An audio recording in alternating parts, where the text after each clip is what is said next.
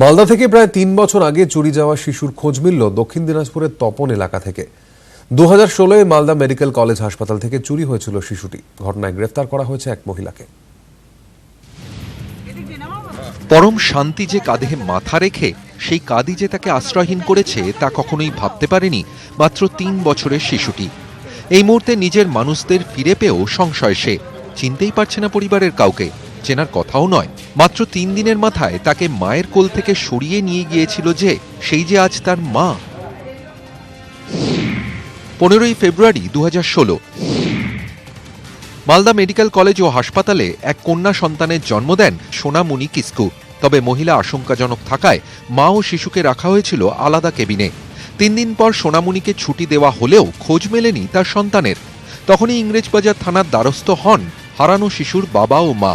তদন্তে নেমে পুলিশ জানতে পারে হাবিবপুরের কান্তুরকার এলাকার শেফালি রবিদাসের কাছে রয়েছে শিশুটি। তবে তাকে পাকড়াও করতে গেলেই বারবার হাতছাড়া হয় শেফালি। অবশেষে গ্রামের মোড়লের সাহায্যে ৩ বছর পর দক্ষিণ দিনাজপুরের তপন থেকে গ্রেফতার করা হয় তাকে। পুলিশের জেরায় শিশু চুরির কথা স্বীকার করেছে সে। এমনকি 25,000 টাকার বিনিময়ে হাসপাতালের এক আয়ের কাছ থেকে এক হাতুড়ে চিকিৎসকের সাহায্যে সে শিশুটিকে নিয়েছে বলে দাবি। আমার বাচ্চা নাই, আমি হসপিটালে কিছুদিন ধরে ঘোরাঘুরি করছিলাম। আমি জানি যে হসপিটালে ঘোরাঘুরি করলে ডাক্তারের সাথে বা আয়ার সাথে একটু যোগাযোগ করলে বাচ্চা পাওয়া যাবে। আমাদের ওখানকার একটা হাতুড়ি ডাক্তার আমাকে এই যোগাযোগ দিল আয়ার সাথে। আয়া আমাকে আয়া নিচ্ছে 25,000, আয়ার হাতে দিচ্ছে। কত? 25,000। হারিয়ে যাওয়া মেয়েকে খুঁজে পেয়ে খুশি বাবা, কিন্তু পরিবারের কাউকেই নিজের বলে মানতে পারছে না শিশুটি। 3 বছর পরে বাচ্চা পেলাম, আমাকে চিনতে পারে না। কতটা খারাপ লাগছে? খারাপ যে বলে অনেক খারাপ লাগছে। এখন আমার মেয়ে আমাকে চিনতে পারে না। বারবার শিশু চুরিতে অস্বস্তিতে মালদা হাসপাতাল কর্তৃপক্ষ। কেউ জড়িত থাকলে ব্যবস্থা নেওয়ার আশ্বাস সুপারের। আমাদের অফিসিয়ালি কোনো আয়ার সিস্টেম নেই, কিন্তু যদি এরকম ঘটনা ঘটে থাকে আমরা নিশ্চয়ই তার তদন্ত করবো এবং আমরা নিজেরাও দেখব। 3 শতক আগে এই হাসপাতালের বার্ন ওয়ার্ড থেকে চুরি যায় এক শিশু। এখনো তার খোঁজ চালাচ্ছে পুলিশ। তবে মালদা মেডিকেল থেকে বারবার শিশু চুরিতে প্রশ্নে হাসপাতালের নিরাপত্তা। ক্যামেরায় লিপেশ লালার সঙ্গে সেবক দেব শর্মা ও অনুপ সান্যাল, নিউজ 18 বাংলা। 3 কলেজ ছাত্রীকে হেনস্থা, টিকিট পরীক্ষকের বিরুদ্ধে অভিযোগ। অন্যের টিকিট দেখানোর অভিযোগ, ছাত্রীদের বিরুদ্ধে অভিযোগ টিটির। যদিও টিটির এই অভিযোগ অস্বীকার করেছে ছাত্রীরা। সব মিলিয়ে পরিস্থিতি কিন্তু উত্তপ্ত হয়ে ওঠে এবং গন্ডগোলের একটা ছবি ধরা পড়ে। রঞ্জিত সরকার আমাদের প্রতিনিধি এই মুহূর্তে রয়েছেন ফোনে, তার কাছ থেকে এই বিষয়ে বিস্তারিত জানবো। রঞ্জিত, কি ঘটনা ঘটেছে এবং ছাত্রীদের কি দাবি, টিটিরই বা কি দাবি? দেখো, 3 কলেজ ছাত্রী গত 2রা জানুয়ারি তারা রানাঘাট স্টেশনে তারা নামে কৃষ্ণনগর ট্রেন না পাওয়ার ফলে এবং সেখান থেকে পরিবর্তন করে অন্য ট্রেন যাওয়ার জন্য তারা রানাঘাট স্টেশনে নামে। এরপরে যেটা অভিযোগ হচ্ছে তাদেরকে টিকিট পরীক্ষক তাদেরকে টিকিট পরীক্ষকের যে সেখানে নিয়ে যায়, তাদের কাছ থেকে বৈধ টিকিট চায় এবং ছাত্রীদের যেটা দাবি তারা কিন্তু বৈধ টিকিট দেখানো সত্ত্বেও কিন্তু সেই টিকিট মানতে চায়নি টিকিট পরীক্ষক এবং 2জন পুরুষ টিকিট পরীক্ষক এবং একজন মহিলা টিকিট পরীক্ষক তাদেরকে হেনস্থা করে 540 টাকা তাদের কাছ থেকে ফাইন চায়। এই নিয়ে কিন্তু তাদের মধ্যে একটা বচসা হয়। এর ফলে কিন্তু এক ছাত্রী তার মোবাইলে সেই ছবি ধরতে গেলে সেই মোবাইলটি কিন্তু ভেঙে দেয় বলে অভিযোগ ছাত্রীদের পক্ষ থেকে।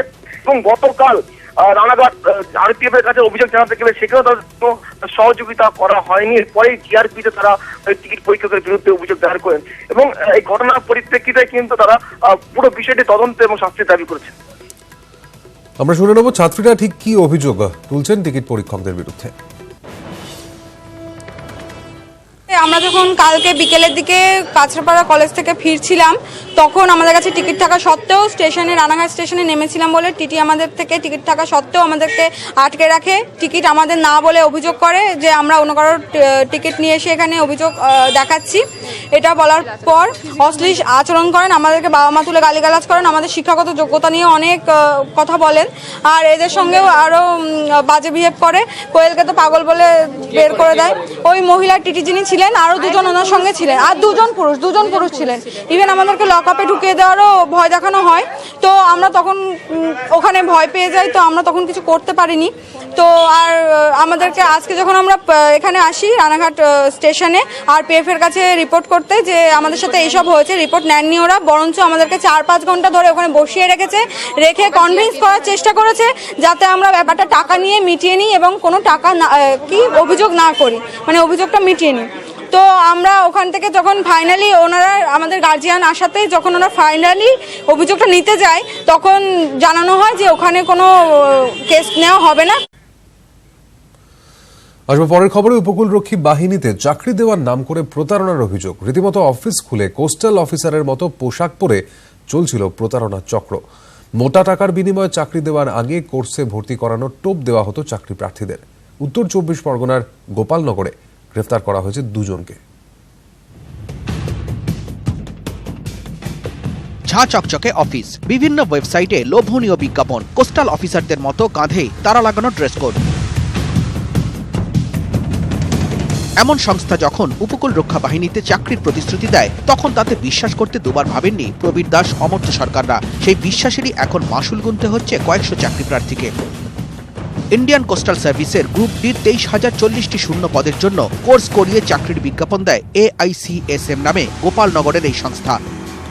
কেন্দ্রীয় সরকারের মিনিস্ট্রি অব কর্পোরেট অ্যাফেয়ার্স অনুমোদিত বেসিক মেরিন নলেজ কোর্সে ভর্তি করবার জন্য জীবিকার দিশারি সহ বিভিন্ন ওয়েবসাইটে বিজ্ঞাপনও দেয় তারা। ইন্টারভিউর পর সিলেকশন লেটার। অভিযোগ, টাকা নেওয়া হবে না প্রতিশ্রুতি দিলেও প্রত্যেকের কাছ থেকে হাজার হাজার টাকা নিত সংস্থা। তারপরও টাকা দেওয়া হয়নি বলে মুচলেকা দিতে হতো প্রার্থীদের। লেটার দিয়েছে চাকরি দেওয়ার নাম করে, এই কোস্টাল সার্ভিসে আজকে ডেকেছিল অ্যাপয়েন্টমেন্ট দিয়ে আমাদেরকে ট্রেনিং দেবে, 2 দিনের একটা ট্রেনিং দেবে। সবাইকে সিলেক্ট করেছে, সবাইকেই বলেছে 26,000 টাকা পরবর্তীকালে জমা দিতে হবে। হ্যাঁ, তারপরে ওটা 6 লাখ পর্যন্ত যেতে পারে টাকা। এটা টোটালি ফেক, মানে রিক্রুটমেন্ট। আমাদের সেই 4-5 মাস থেকে প্রতারণা করা হচ্ছে। আমরা একজন স্টুডেন্ট। 60,000 টাকা করে বলেছেন তো, এটা ওরা কোনো সময় বলতে পারে না। এটা যদি বলে থাকে ওরা মিথ্যা কথা বলছে। এটা চতুর্থ ব্যাচ। সিলেকশন লেটার নিয়ে বুধবার সকালে হাজির অফিসে। ফের তাদের কাছে 60,000 টাকা দাবি করা হয় বলে অভিযোগ। প্রার্থীরা আপত্তি জানালে অফিসের গেটে তালা ঝুলিয়ে দেওয়া হয়। অফিসের ম্যানেজার সুব্রত বিশ্বাস ও পিয়ন দীপঙ্কর ঘোষকে গ্রেপ্তার করে গোপালনগর থানার পুলিশ।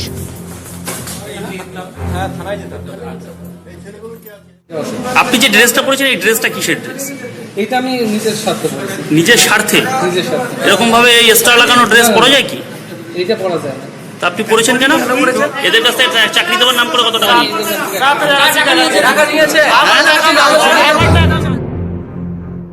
চাকরি মেলেনি, শুরু হয়নি কোর্সও। এবার টাকা ফেরত চান চাকরি প্রার্থীরা, কিন্তু কিভাবে টাকা ফেরত পাওয়া যাবে তার উত্তর জানা নেই কারো। গোপালনগর থেকে অনিরুদ্ধ কীর্তনিয়া, নিউজ 18 বাংলা।